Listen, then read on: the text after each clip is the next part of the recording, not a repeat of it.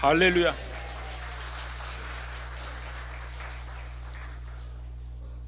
고대에는 전쟁이 일어나면 피난을 갈 때 그 보물을 땅에 묻고 가는 일이 종종 있었습니다. 문제는 주인이 살아서 돌아오면은 보물을 다시 찾을 수 있었지만 죽을 경우에는 그 보물은 발견하는 사람이 임자가 되는 것입니다. 오늘 본문 말씀은 주인 없는 보물을 발견한 횡재한 사람의 이야기죠. 한 사람이 길을 가다가 어떤 그 사람의 밭에 감춰져 있는 어마어마한 보화를 탁 발견하고 너무 기뻐서 펄쩍펄쩍 뛰며 집으로 돌아가서는 자기의 모든 것을 다 팔아가지고 그 밭을 샀다는 이야기입니다. 여러분, 이 사람의 삶에 큰 기쁨이 찾아온 이유가 뭡니까? 인생이 완전히 달라진 이유가 뭡니까? 딱 한 가지, 보물을 발견했기 때문입니다. 신앙생활도 복잡하게 생각할 게 아니라 딱 한 가지입니다. 보물을 발견하는 것입니다. 보물을 발견하는 순간 신앙이 완전히 달라지고 기쁨이 넘치게 되는 것이다. 여러분, 그런데 이 문제는 이 보물에는 가짜 보물이 있고 진짜 보물이 있다는 거예요. 문제는 사람들이 가짜 보물을 진짜 보물로 착각하는 경우가 많다는 것입니다. 여러분, 진짜를 가짜로 착각하면 해프닝에 그칩니다. 웃기는 얘기가 됩니다. 예를 들어 가지고 박정희 대통령이 그 300집이라고 하루에 그 300그릇의 그 해장국을 파는 집이 있는데 가끔 가다가 어느 날은 경호원을 안 데리고 그 해장국집에 갔는데 그 할머니가 박정희 대통령을 보더니 어따 그놈 대통령하고 겁나게 닮아 불었네 그러더니 애따 계란 후라이나 하나 더 먹어라. 여러분, 진짜를 가짜로 착각하면은 해프닝이 되고 웃기는 얘기가 된다, 이런 말씀이에요. 또 찰리 채플린이 어느 날 작은 시골 마을을 지나가는데 그 현수막에 보니까 채플린 흉내내기 대회, 채플린과 가장 닮은 사람을 찾습니다. 그래가지고 이 사람이 장난기가 발동을 해가지고 자기도 참여를 한 겁니다. 진짜 채플린이. 근데 이 채플린이 몇 등을 했냐면 3등을 했어요. 그러니까 자기보다 더 진짜 같은 가짜가 2명이 더 있었다는 것입니다. 여러분, 그런데 이 반대로 가짜를 진짜로 착각하면 그건 해프닝으로 끝나지 않습니다. 불행하게 됩니다. 모파상이라는 사람이 쓴 목걸이라는 단편소설을 보면은 어느 날 이 주인공이 친구에게 아주 비싼 목걸이를 빌리게 됩니다. 그런데 안타깝게도 그 비싼 목걸이를 분실해요. 이 목걸이를 주기는 줘야 되는데, 그래서 진짜 목걸이를 사다 주는데 돈이 없으니까 큰 거액을 대출을 받아서 진짜 목걸이를 돌려줍니다. 그리고 그 대출을 갚기 위해서 10년 동안 죽으라고 고생을 하는데 나중에 알고 보니까 그게 가짜였다는 거예요. 여러분, 10년의 세월이 지났는데 얼굴이 팍싹 늙어버려요. 그러니까 가짜를 진짜로 착각하면 그거는 해프닝이 아니라 불행한 이야기가 된다, 이런 말씀이에요. 여러분, 오늘 본문 말씀을 보면은 이 보화를 가리켜 가지고 감추인 보화, 감추어졌다 이렇게 표현을 쓰고 있는 것은 보물이 모든 사람들이 볼 수 있는 게 아니라는 것입니다. 볼 수 있는 사람만 볼 수 있다는 뜻입니다. 그러므로 여러분, 어떤 눈이 복된 눈이냐면 진짜 보물을 진짜 보물로 볼 수 있는 그런 눈이 복된 눈입니다.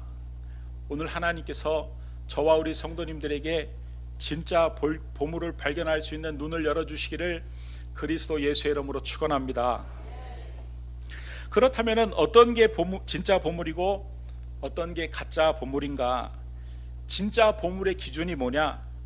오늘 본문에 나오는 사람을 보니까 밭에 감추인 보화를 얻기 위해서 자기가 가지고 있는 모든 것을 아낌없이 다 팔죠. 그러니까 여러분, 진짜 보물은 뭐냐면은 나의 모든 것을 다 바쳐도 아깝지 않은 것이 진짜 보물이다.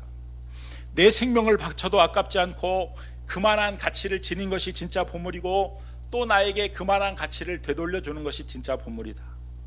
여러분, 우리 인생은요 한 번밖에 없습니다. 우리 목숨은 하나밖에 없습니다. 한 번뿐인 인생, 하나밖에 없는 목숨을 아무렇게나 아무 곳에나 걸면 안 된다, 이런 말씀입니다. 취미로 할 수 있는 것에 목숨을 걸고 하는 사람이 있습니다. 건강을 위해서 하는 것에 그야말로 인생을 다 바쳐가지고 하는 사람들이 있습니다. 10년 20년 지나면은 아무것도 아닐 일에 그야말로 목숨을 걸고 하면 안 된다. 여러분, 주로 많은 사람들이 진짜 보물이라고 생각하고 착각하고 목숨을 거는 게 있는데, 그게 뭐냐면은 돈입니다. 많은 사람들이 돈 버는 일에 목숨을 겁니다. 여러분, 그렇다면은 제가 아까 진짜 보물의 기준에 대해서 말씀을 드렸는데, 돈이 진짜 보물입니까? 돈이 나와 내 가족을 영원토록 행복하게 만드는 진짜 절대 가치인가? 돈이 점점 많아지면 점점 행복해지는 게 맞는가? 여러분, 나우루 공화국이라고 혹시 들어보셨습니까? 나우루 공화국은 세계에서 세 번째로 작은 나라입니다. 이 나우루 공화국이 어디에 있냐면은, 사진을 한번 보여주시기 바랍니다.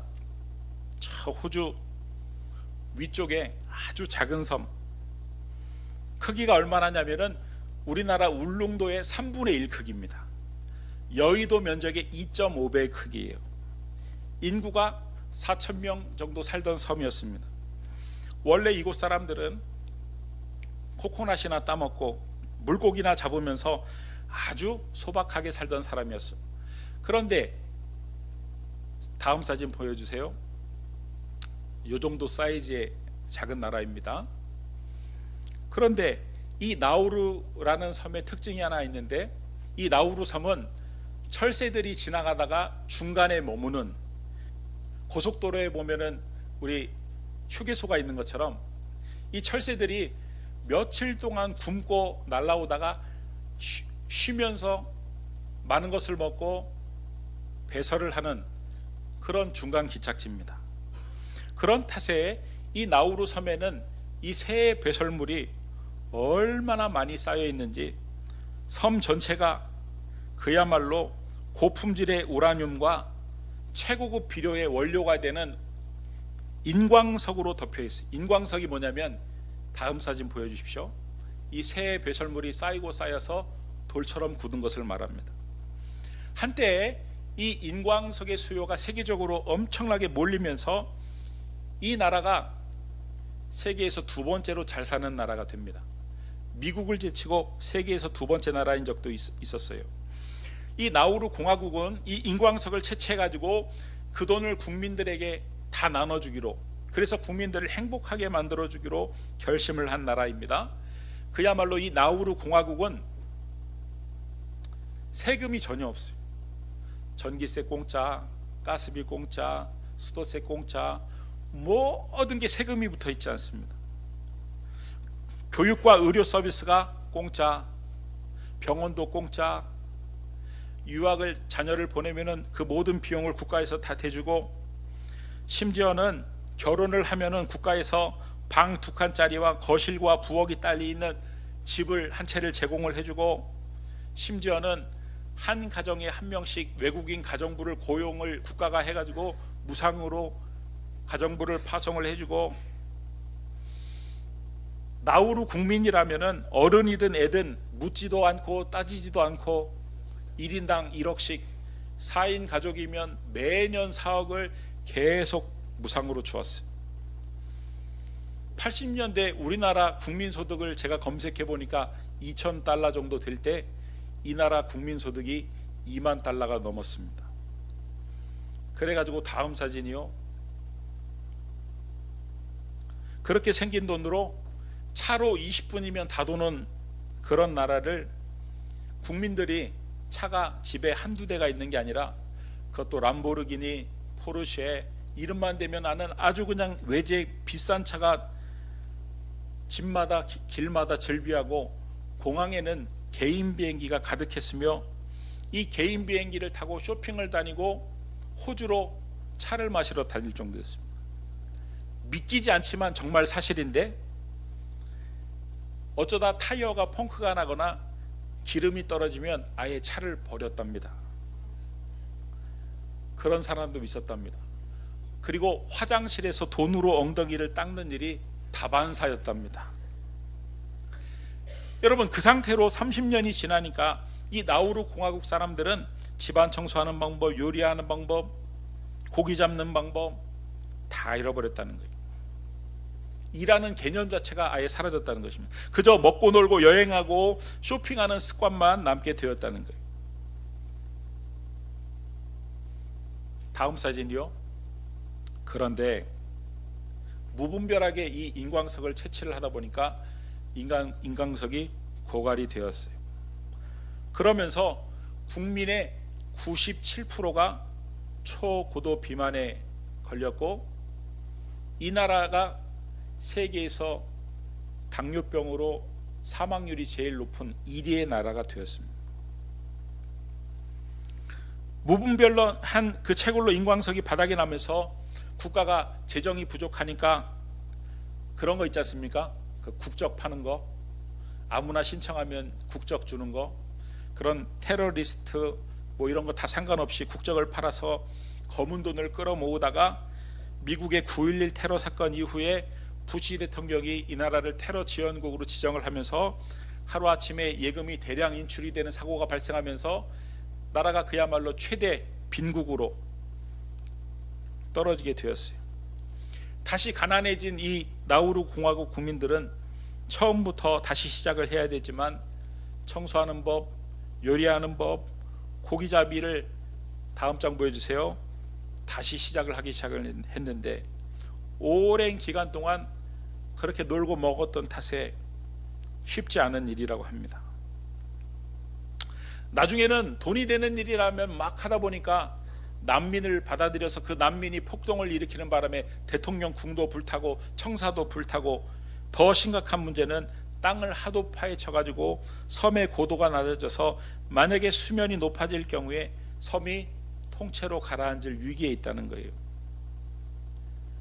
여러분, 돈을 많이 벌수록 점점 행복해지는 것은 아니다. 그럼에도 불구하고 많은 사람들이 평생 자신의 그 소유를 지키거나 늘리는 일을 위해서 목숨을 걸고 일평생 거기에 매달려 살다 간다. 그래서 어떤 사람은 집 평수 늘리다 죽고, 또 어떤 사람은 가게를 늘리다가 죽고, 어떤 사람은 집값 올리다가 죽고, 좀 더 늘리고 좀 더 쌓고, 그러나 소유를 좀 더 늘리고 좀 더 쌓기는 쉽지도 않을 뿐만 아니라 그렇게 늘렸다고 한들, 그렇게 쌓았다고 한들 행복이 비례하는 것은 아니다. 영원한 만족과 행복을 가져다주는 절대적 가치가 돈이 아니다, 이런 말씀이에요. 그런 것들은 수단이지 목적이 될 수가 없다. 여러분, 오늘 본문에 나오는 이 보화를 발견한 자를 통해서 성경이 우리에게 말하고 싶어하는 것은요, 이것입니다. 여러분 잘 들어보십시오. 지금까지는 졸았어도 이거는 꼭 들으셔야 됩니다. 참된 기쁨은, 이 비유를 통해서 예수님이 말씀하시는 것은, 참된 기쁨은 나의 소유를 늘렸을 때 나오는 것이 아니라 나의 전부를 팔아서 살 만한 보물을 발견하고 그 보물을 위해서 살 때 나오는 것이다. 다시 한번 하겠습니다. 참된 기쁨은 나의 소유를 늘려갈 때 나오는 것이 아니라 나의 전부를 팔아서 살 만한 보물을 발견하고 그것을 위해서 살 때 나오는 것이다. 할렐루야.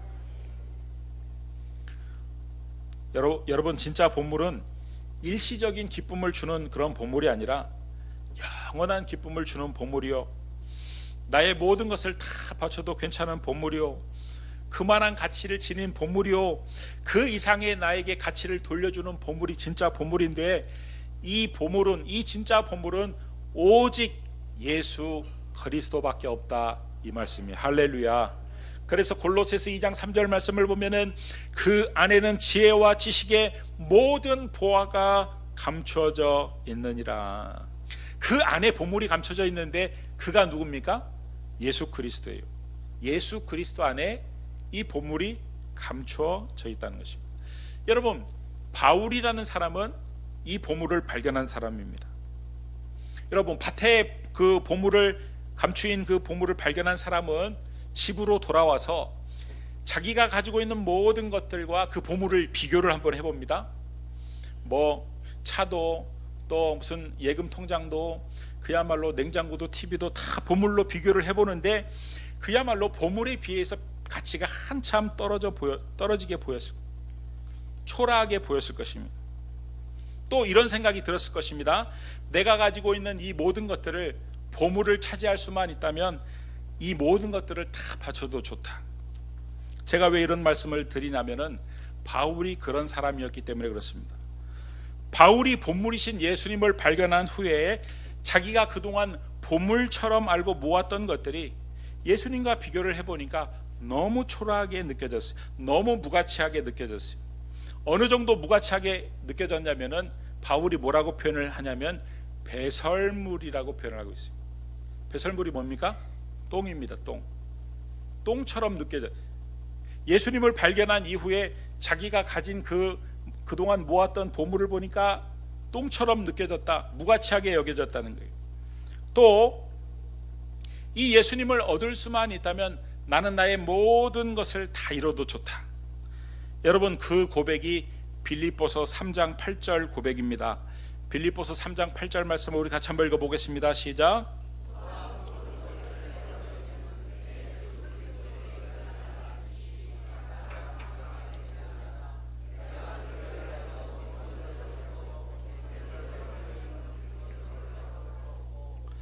여러분, 내가 그를 위하여 모든 것을 잃어버리고, 이 말은 내가 예수님이라는 보물을 얻을 수만 있다면 나의 모든 것을 다 잃어버려도 좋다, 이런 뜻이죠.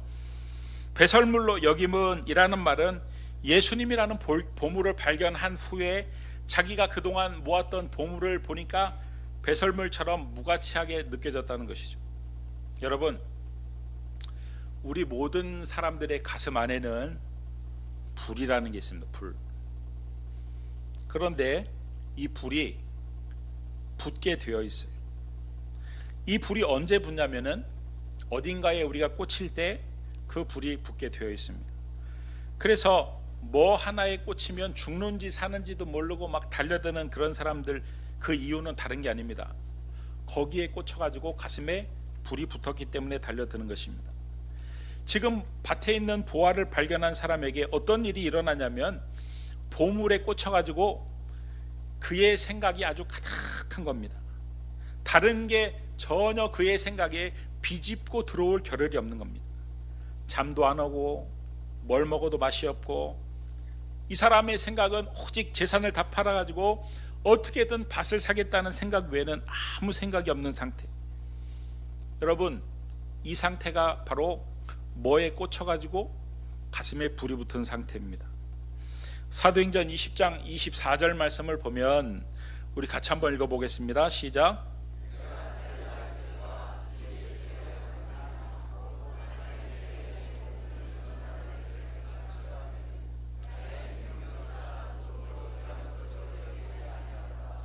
지금 바울의 상태가 예수님이라는 진짜 보물에 꽂혀가지고 그야말로 자신의 생명조차 조금도 귀한 것으로 여기지 않는 가슴에 불이 붙은 증거다, 이런 말씀이에요. 여러분, 제가 왜 이런 말씀을 드리냐면은 진짜 바울처럼 진짜 보물에 불이 붙어야지 가짜 보물에 불이 붙으면 안 된다, 이런 말씀이에요. 여러분, 우리가 가짜 불에 불이 붙게 되면 삶도 힘들어지지만 신앙생활을 하는데 너무너무 힘들어요. 제가 말씀드리잖아요. 불이 붙어야 신앙생활이 쉽다. 엔진이 시동이 걸려야 차가 엑셀을 밟으면 쉽게 나가는 것이지, 시동이 꺼져 있는데 뒤에서 막 밀면 얼마나 힘듭니까? 그래서 가슴에 불이 붙지 않으면은 주여가 주교가 되고 주일날이 죽일날이 되고 신앙생활이 죽도록 힘들어진다. 그래서 교회에서 어떤 일을 탁 맡겨보면은 가슴에 불이 붙지 않은 사람은 얼마나 힘들게 하는지 몰라요. 본인도 힘들고 옆에서 그 사람을 지켜보는 사람도 힘들고, 마치 연료등에 빨간불이 탁 들어와서 차를 운전하는 것과 똑같아요. 언제 시동이 꺼질지 모르는 불안불안 아슬아슬한 상태다, 이런 말씀입니다. 그래가지고 연말만 되면은 저분이 또 그만두시겠지. 여러분, 다른 이유가 있는 게 아니라 불이 안 붙어서 신앙생활을 하고 있거나 아니면 지금 엉뚱한 곳에 불이 붙어 있거나 둘 중에 하나다. 그런데 어떤 분은 일을 한번 맡기면은 그 일을 억지로 하는 게 아니라 정말 막 하고 싶어서 막 자원해서 내가 맡았기 때문에 직분 때문에 하는 게 아니라 막 기쁨으로 하는 분들이 있는데 그 이유도 다른 게 아니라 진짜 보물이신 예수님을 발견하고 그 가슴 속에 신앙의 불이 붙었기 때문이다. 여러분, 지금 본문의 보화를 발견한 사람이 그런 사람이죠. 자기의 재산을 억지로 팔아가지고 밭을 살려고 하고 있습니까? 아니면 어떻게든지 그 밭을 팔아가지고 기쁨으로 지금 그 밭을 살려고 하고 있습니까? 어떻게 하면 자기의 소유를 빨리 팔아서 저 보화를 소유할 수 있을까에 몰두하고 있어요. 남들이 보면은 바보 같은 짓을 그는 즐거운 마음으로 진심을 다해서 하고 있다, 이런 말씀이에요. 오늘 본문의 보화를 발견한 사람처럼, 사도 바울처럼 진짜 보물을 발견하고 여러분의 가슴에 불이 붙어 신앙생활할 수 있기를 주님의 이름으로 축원합니다. 그래서 여러분 안에도 동일한 기쁨이 충만하기를 그리스도 예수의 이름으로 축원합니다. 오늘 이 이야기만 하고 말씀을 마치려고 합니다. 히말라야 고산족들이 양을 매매할 때, 양을 서로 사고 팔 때 그 가격을 정하는 방법이 참 독특하다고 합니다. 우리는 보통 양을 팔고 살 때 그 양의 그 사이즈, 양의 건강 상태, 양의 크기나 성장 정도에 따라서 값을 매기는데, 이 히말라야에 사는 고산족들은 전혀 다른 기준으로 양을 사고 파는데 양의 성질에 따라서 가격이 완전히 천차만별이라는 거예요. 그러면 양의 성질을 어떻게 알아보느냐? 이 양의 성질을 알아보는 방법이 참 재미있는데, 이 가파른 산비탈에 양을 딱 풀어놓고 이 살 사람과 팔 사람이 이렇게 팔짱을 끼고 양이 도대체 어떻게 하나 지켜본다는 거예요. 이때 이 양이 풀을 뜯기 위해서 비탈 위로 올라가면 아무리 작은 양일지라도, 아무리 마르고 보잘것없는 양일지라도 가격이 무척 비싸진다고 합니다. 반대로 양을 딱 풀어놨는데 이 양이 비탈 아래로 내려가면 아무리 양이 크고 아무리 양이 살이 쪄서도 그 가격이 무척 싸진다고 그래요. 그 이유가 뭐냐면, 항상 본능은 아래로 내려가고 싶어 한답니다. 그렇죠? 아래로 내려가는 게 훨씬 편하고 또 아래로 내려갈수록 먹을 게 많아요. 그런데 본능을 따라서 아래로 내려가면 편하지만 먹을 게 많지만 늑대나 들개 등의 천적으로부터 죽임을 당한다는 거예요. 반드시 죽는다는 거예요. 그런데 아래로 내려가고 싶지만 그 본능을 극복하고 위로 올라가면 비록 먹을 것은 아래보다 좀 적을지 모르지만 천적들로부터, 늑대나 들개의 위협으로부터 안전해지기 때문에 생명을 보장받을 수 있다는 겁니다. 그래서 아래로 내려가는 놈은 아무리 건강하고 아무리 등치가 커도 가격이 싸고, 위로 올라가는 놈은 가격이 비싸다는 것입니다. 사랑하는 성도 여러분, 신자는요 아래를 보고 아래로 내려가면 안 됩니다. 세상을 보고 세상으로 내려가면 안 됩니다.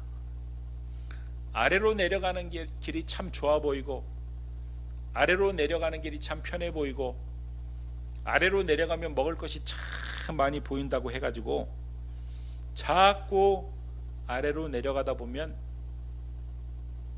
신앙도 내려가고 삶도 내려가고 사고를 만나게 되어 있다, 영적으로 죽게 되어 있다, 이런 말씀이에요. 힘들어도 본능을 이겨내고 위를 바라보고 위로 올라가야 한다. 여러분, 신자는 왜 늘 천국을 바라보며 살아야 하는가?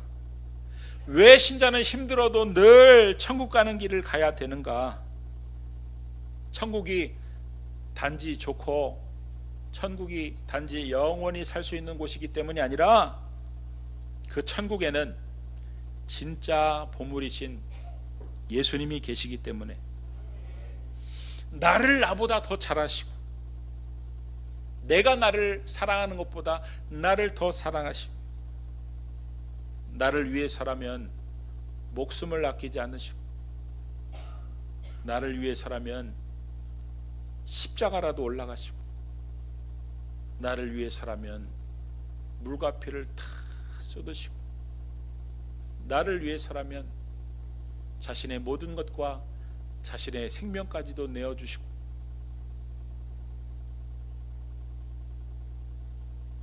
지금도 나를 위해서 하나님 우편에서 중보기도 하시고 지금도 천국에서 내가 오기만을 손꼽아 기다리는 나와 영원히 행복한 삶을 살기를 손꼽아 기다리는 예수님이 천국에 기다리고 계시기 때문에 오늘도 우리는 힘들어도 본능을 이기고 천국을 소망해야 합니다. 여러분, 우리가 이 땅에서 사는 기간은요, 보물이 감추인 밭을 사기 위해 우리의 모든 것을 파는 기간입니다. 그 본문의 밭에 감추인 보화를 사기 위해서 자기의 모든 것을 팔았던 그 사람은 한 푼이라도 돈을 더 받기 위해서 동분서주하고 사방으로 다녔을 것입니다. 수고했을 것입니다. 힘들었을 것입니다. 노심초사했을 것입니다. 그러나 사실은 힘들지만 전혀 힘들지 않았을 것입니다. 왜냐하면 이제 잠시 후에는 보물이 가득한 그 밭을 내가 소유한다는 생각 때문에 고생이 되지만 힘이 들지만 전혀 힘이 들지 않았을 거예요. 여러분, 우리도 마찬가지입니다. 우리도 진짜 보물이신 주님과 천국의 소망을 품고 그 보물을, 그 천국을 소유하기 위해서 우리의 인생을 살아나갈 때 우리에게 어려움이 있을 수 있습니다.